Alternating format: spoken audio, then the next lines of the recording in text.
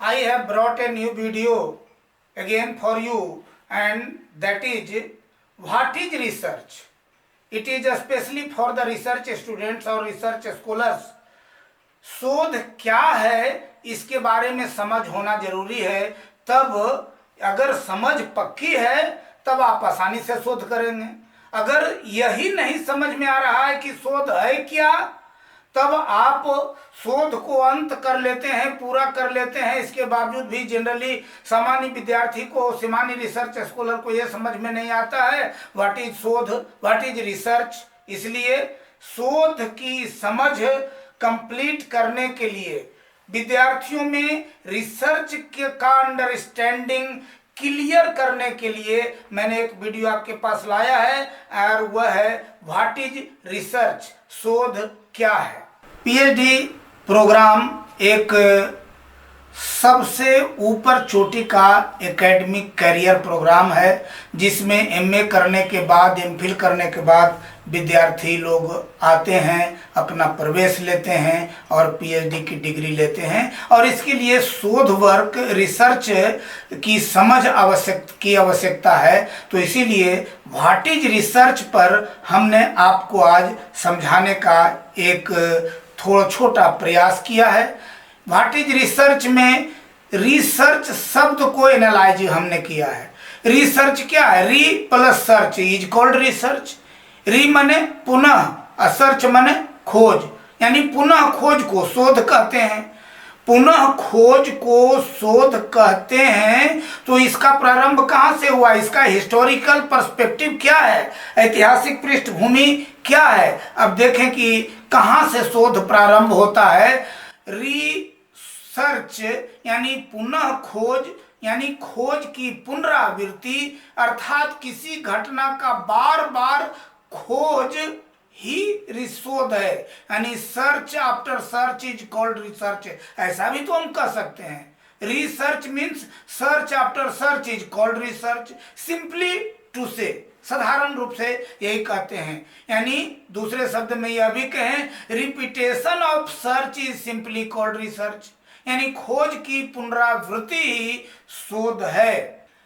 Research French भाषा के रिचर्चे शब्द से बना, जिसका अर्थ होता है to look, to search, to investigate, यानी नए ज्ञान की खोज करना।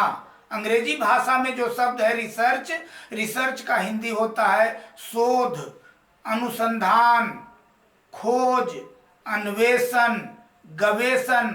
हिंदी में ये सारे शब्दावली का प्रयोग होता है अंग्रेजी के रिसर्च के लिए। रिसर्च शब्द का प्रयोग सर्वप्रथम ऐतिहासिक घटनाओं की खोज के संदर्भ में किया गया था, और अतीत की घटनाओं एवं तथ्यों की खोज करने की मानवीय जिज्ञासा, ह्यूमन क्यूरियोसिटी ने ही शोध कार्य यानी रिसर्च वर्क का जन्म दिया।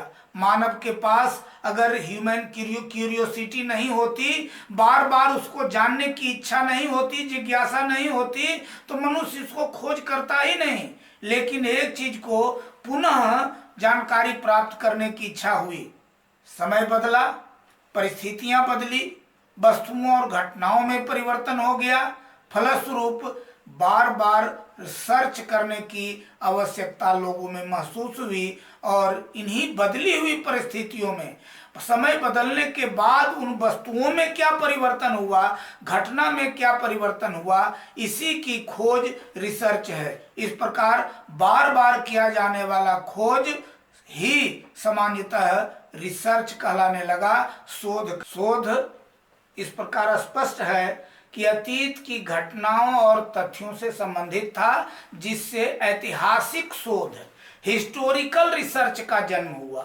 कालांतर में भी तथ्यों, घटनाओं, परिस्थितियों में परिवर्तन होता रहा, फलतः खोज की विधाओं और तौर तरीकों में भी बदलाव हुआ। अतीत की घटनाओं व तथ्यों से संबंधित ऐतिहासिक शोध, हिस्टोरिकल रिसर्च, अब धीरे धीरे अतीत व भूत यानी पास्ट के साथ साथ वर्तमान और भविष्य, प्रेजेंट और फ्यूचर, तीनों कालों की सीमाओं से मुक्त हो चला। जो पहले हिस्टोरिकल रिसर्च में केवल अतीत की घटना का प्रयोग, अतीत की घटना की खोज किया जाता था, धीरे धीरे अब प्रेजेंट की घटनाओं, प्रेजेंट के तथ्यों की भी खोज होने लगा, फ्यूचर की तथ्यों का भी खोज होने लगा। तीनों कालों की सीमाओं से मुक्त, यानी free from time limits, accurate, orderly, systematic खोज ही आगे चलकर साइंटिफिक रिसर्च का जन्म देता है। साइंटिफिक रिसर्च जो पहले ऐतिहासिक रिसर्च था, उसमें एक तो टाइम लिमिट खत्म हुआ, एक्यूरेसी आया, ऑर्डरली खोज हुआ, सिस्टमैटिक खोज हुआ, जो साइंटिफिक रिसर्च कहलाने लगा। यानी कह सकते हैं scientific research emerged from accurate, orderly and systematic search being free from time limit. धीरे धीरे वैज्ञानिक शोध यानी साइंटिफिक रिसर्च प्रचलित हो गया और आजकल एक आवश्यकता बन गई। नवीन ज्ञान की प्राप्ति हेतु व्यवस्थित प्रयत्न को ही शोध व अनुसंधान कहा जाता है। The word research composed of 8 letters, 8 letter हैं इसमें, RESEARCH, और 8 लेटर का हमने एक मीनिंग निकालने का प्रयास किया है ताकि आपको समझ में आ सके उसकी बारीकी। R stands for rational way of thinking, यानी तार्किक ढंग से चिंतन होना चाहिए। रिसर्च जब करते हैं तो चिंतन तार्किक ढंग से होना चाहिए। E stands for exhaustive treatment, परिश्रम के साथ शोध होना चाहिए। S stands for search of solution, यानी समाधान की खोज होना चाहिए। क्या है समाधान? E स्टैंड्स फॉर एग्जैक्टनेस, शुद्धता, निश्चितता। आप जो रिसर्च कर रहे हैं इसमें शुद्धता होनी चाहिए, बेईमानी नहीं होनी चाहिए, एकदम निश्चितता होनी चाहिए। A stands for analytic view, यानी विश्लेषणात्मक नजरिया होना चाहिए, आपका दृष्टिकोण विश्लेषणात्मक होना चाहिए। R stands for relationship among variables और फैक्ट्स, दो या दो से अधिक चरों के बीच संबंध क्या है, इस संबंध की जानकारी प्राप्त करना चाहिए। C stands for critical observation, critical observation का मतलब होता है कि उसका गुण और अवगुण दोनों की व्याख्या करना, न कि केवल गुण व्याख्या कर दें अवगुण छोड़ दें। नहीं, जो भी है उसका हम गुण की बात भी करेंगे, उसके मेरिट की बात भी करेंगे और उसके डीमेरिट की भी बात करेंगे। यही है क्रिटिकल ऑब्जर्वेशन। आपका नजरिया जो है, निरीक्षण जो करते हैं स्टडी एरिया में, वह निरीक्षण दोनों तरीके से होना चाहिए, प्रो एंड अगेंस्ट में। H stands for honesty in work, और कार्य में ईमानदारी होनी चाहिए। इस प्रकार इसको हम लोग परिभाषित करें, हम लोग क्या परिभाषित कर सकते हैं? The critical objective study, investigation and explanation of specific cultural and physical phenomena is called geographic research. कहने का मतलब ज्योग्राफिक रिसर्च जो होता है, भौगोलिक शोध जो होता है, वह विशिष्ट सांस्कृतिक घटनाओं का समीक्षात्मक व्याख्या, निष्पक्ष अध्ययन और अन्वेषण होता है, जिसे हम भौगोलिक शोध कहते हैं। विशिष्ट सांस्कृतिक एवं भौतिक घटनाओं की समीक्षात्मक, निष्पक्ष अध्ययन, अन्वेषण और व्याख्या ही भौगोलिक शोध कहलाता है। पुनः दूसरे तरह से परिभाषित कर सकते हैं, a creative and systematic work undertaken to increase the stock of geographic knowledge is termed as geographic research. यानी भौगोलिक ज्ञान के भंडार में वृद्धि करने के लिए लिया गया सृजनात्मक एवं क्रमबद्ध कार्य ही भौगोलिक शोध कहलाता है।